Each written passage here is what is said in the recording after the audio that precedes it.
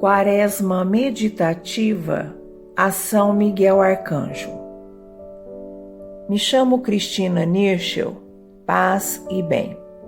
Estamos em nome do site padrepiodipietreucina.com.br. Você visitando esse site encontrará pensamento do dia, biografia do santo, relatos extraordinários de curas e uma área para colocar seus pedidos de oração. Tem um campo para você colocar seu e-mail e receber novidades do nosso projeto de evangelização. 10º dia. Catequese do Papa São João Paulo II sobre os anjos. A queda dos anjos rebeldes. Audiência do dia 13 de agosto de 1986. Continuando o argumento das catequeses passadas dedicadas aos anjos, criaturas de Deus, concentramo-nos hoje a explorar o mistério da liberdade que alguns deles orientaram contra Deus e o seu plano de salvação em relação aos homens. Como testemunha o evangelista Lucas, no momento em que os discípulos voltavam ao Mestre, cheios de alegria, pelos frutos recolhidos no seu tirocínio missionário, Jesus pronuncia uma palavra que faz pensar. Eu via Satanás cair do céu como um raio. Com estas palavras, o Senhor afirma que o anúncio do reino de Deus é sempre uma vitória sobre o diabo, mas, ao mesmo tempo, revela também que a edificação do reino está continuamente exposta às insídias do espírito mau. Interessar-se por isso, como pretendemos fazer com a catequese de hoje, quer dizer preparar-se para a condição de luta, que é própria da vida da Igreja neste tempo derradeiro da história da salvação, como afirma o livro do Apocalipse. Por outro lado, isto permite esclarecer a reta fé da Igreja perante quem a altera, exagerando a importância do diabo, ou quem nega ou minimiza o seu poder maléfico. As catequeses passadas acerca dos anjos preparam-nos para compreender a verdade que a Sagrada Escritura revelou e que a tradição da Igreja transmitiu sobre Satanás, isto é, sobre o anjo caído, o espírito maligno, chamado também diabo ou demônio.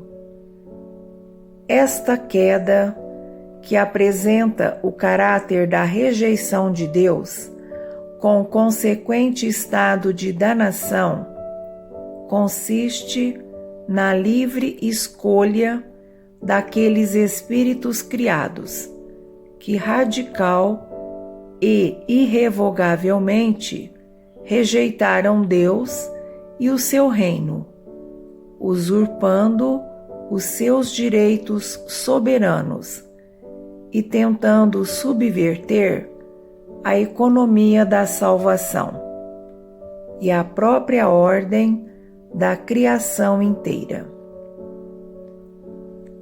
Um reflexo desta atitude encontra-se nas palavras do tentador aos progenitores: sereis como Deus, ou como deuses. Assim, o espírito maligno tenta insuflar no homem a atitude de rivalidade, de insubordinação e de oposição a Deus, que se tornou quase a motivação de toda a sua existência.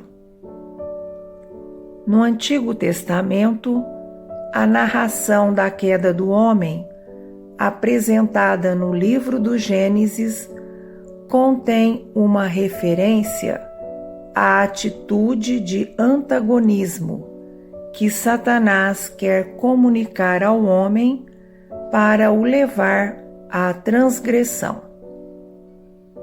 Também no livro de Jó, Satanás é apresentado como o artífice da morte que entrou na história do homem, juntamente com o pecado.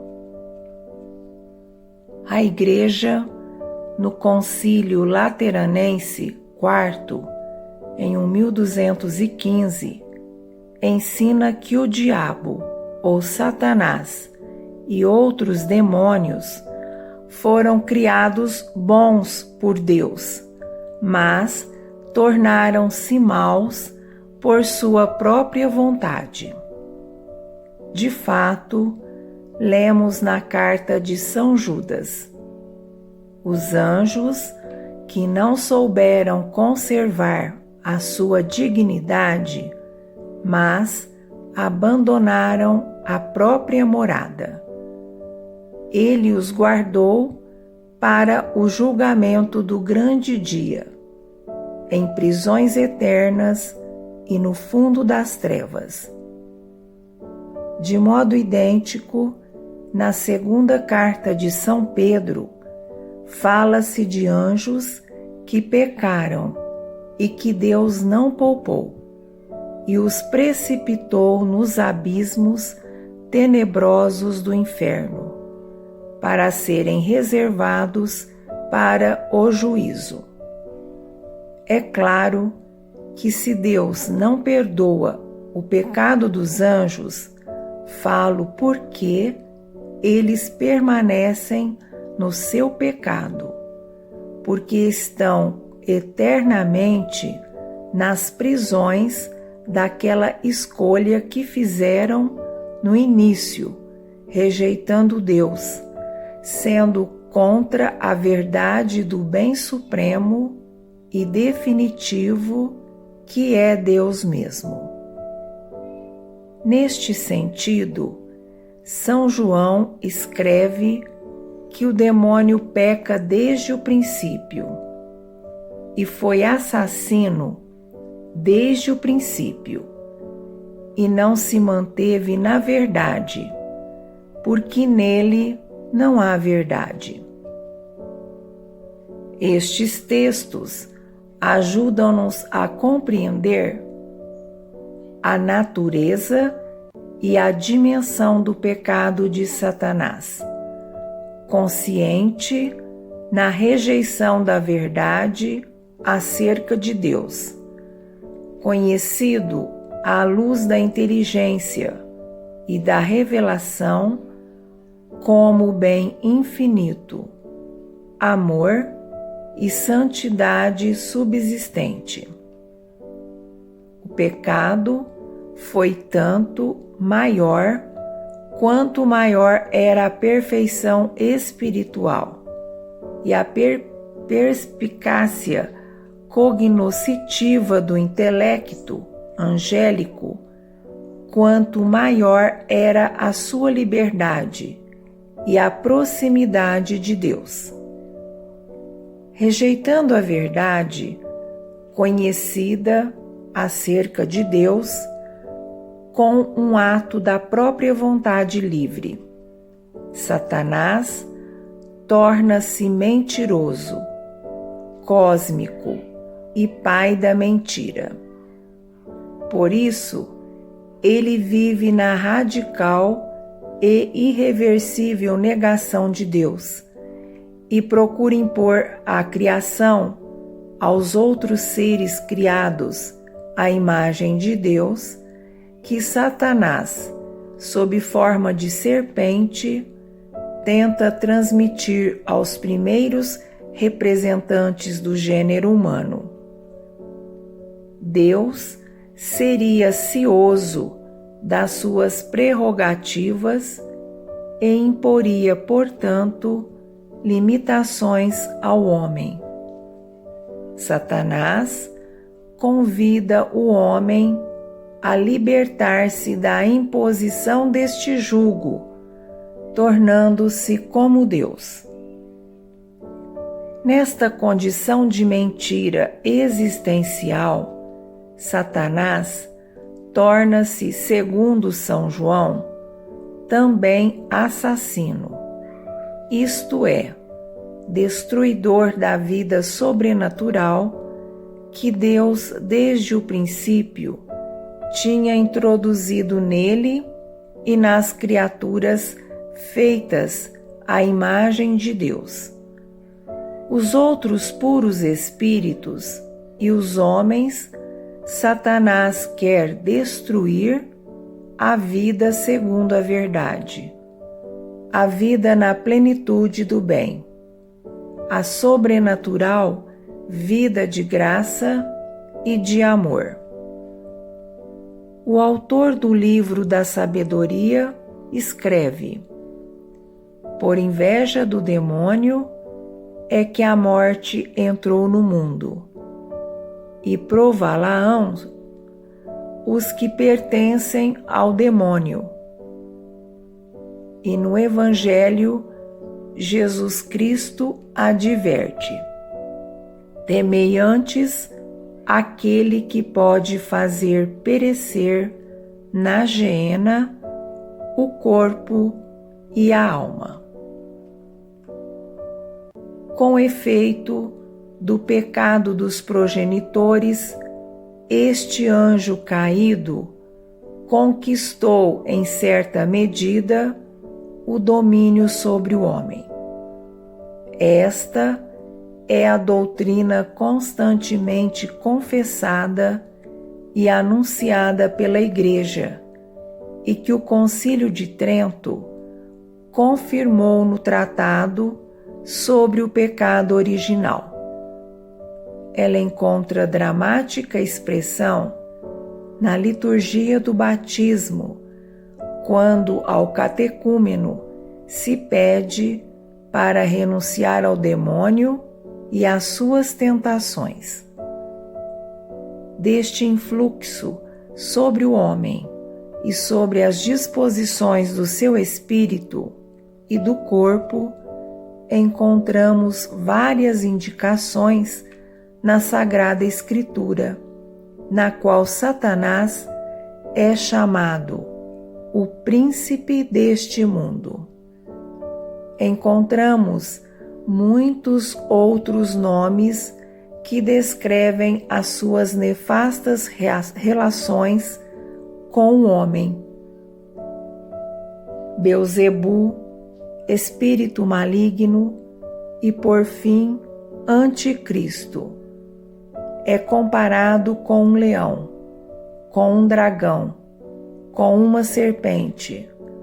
Com muita frequência, para o designar, é usado o nome diabo, que significa causar a destruição, dividir, caluniar, enganar.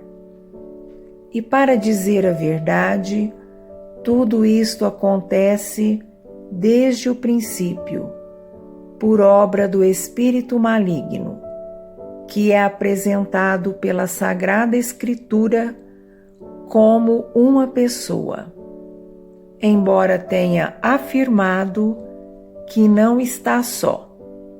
Somos muitos, respondem os diabos a Jesus na região dos Gerasenos. O diabo e seus anjos, diz Jesus na descrição do juízo final. Segundo a Sagrada Escritura, e de modo especial no Novo Testamento, o domínio e o influxo de Satanás e de outros espíritos malignos abrange todo o mundo. Pensemos na parábola de Cristo sobre o campo, que é o mundo, sobre a boa semente e sobre a que não é boa, que o diabo semeia no meio do trigo, procurando arrancar dos corações aquele bem que neles foi semeado. Pensemos nas numerosas exortações à vigilância, à oração e ao jejum. Pensemos naquela forte afirmação do Senhor: esta casta de demônios só pode ser expulsa com oração. A ação de Satanás consiste, antes de tudo, em tentar os homens ao mal, influindo na sua imaginação e nas suas faculdades superiores, para os orientar em direção contrária à lei de Deus. Satanás põe à prova até Jesus, na tentativa extrema de contrariar as exigências da economia da salvação, como Deus a estabeleceu. Não é para excluir que, em certos casos, o espírito maligno chegue até o ponto de exercer o seu influxo, não só nas coisas materiais, mas também sobre o corpo do homem, pelo que se fala de possessos de espíritos impuros. Nem sempre é fácil discernir o que de preternatural acontece nesses casos. Nem a Igreja condescende ou secunda facilmente a atribuir muitos fatos a intervenções diretas do demônio. Mas, em linha de princípio, não se pode negar que, na sua vontade de prejudicar e de levar para o mal, Satanás possa chegar a esta extrema manifestação da sua superioridade.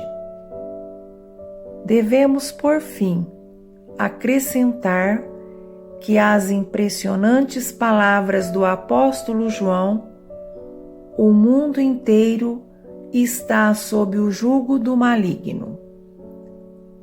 Aludem também à presença de Satanás na história da humanidade. Uma presença que se acentua à medida que o homem e a sociedade se afastam de Deus. O influxo do espírito maligno pode ocultar-se de modo mais profundo e eficaz.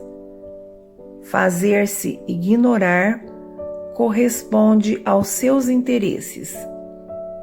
A habilidade de Satanás está em induzir os homens a negarem a sua existência, em nome do racionalismo e de cada um dos outros sistemas de pensamento que procuram todas as escapatórias para não admitir a obra dele. Isto não significa, porém, a eliminação da vontade livre e da responsabilidade do homem, e nem sequer a frustração da ação salvífica de Cristo. Trata-se, antes, de um conflito entre as forças obscuras do mal e as forças da redenção. São eloquentes a este propósito as palavras que Jesus dirigiu a Pedro no início da paixão: Simão, olha que Satanás vos reclamou para vos joirar como trigo, mas eu roguei por ti, a fim de que tua fé não desfaleça. Por isso, compreendemos o motivo por que Jesus, na oração que nos ensinou o Pai Nosso, que é a oração do Reino de Deus, termina bruscamente, ao contrário de muitas outras orações do seu tempo, recordando-nos a nossa condição de expostos às insídias do mal. O cristão, fazendo apelo ao Pai com o Espírito de Jesus e invocando o seu reino, brada com a força da fé: não nos deixeis cair em tentação, mas livrai-nos do mal, do maligno. Não nos deixeis, ó Senhor, cair na infidelidade a que nos tenta aquele que foi infiel desde o princípio. Peço que você se inscreva no nosso canal, o Enio Viana. Ative o sininho para você receber as notificações dos nossos vídeos. Deixe o seu like, deixe seu comentário dizendo o que está achando do nosso projeto e nos ajude no apostolado de evangelização. Compartilhe com seus amigos em suas redes sociais. Salve Maria Imaculada!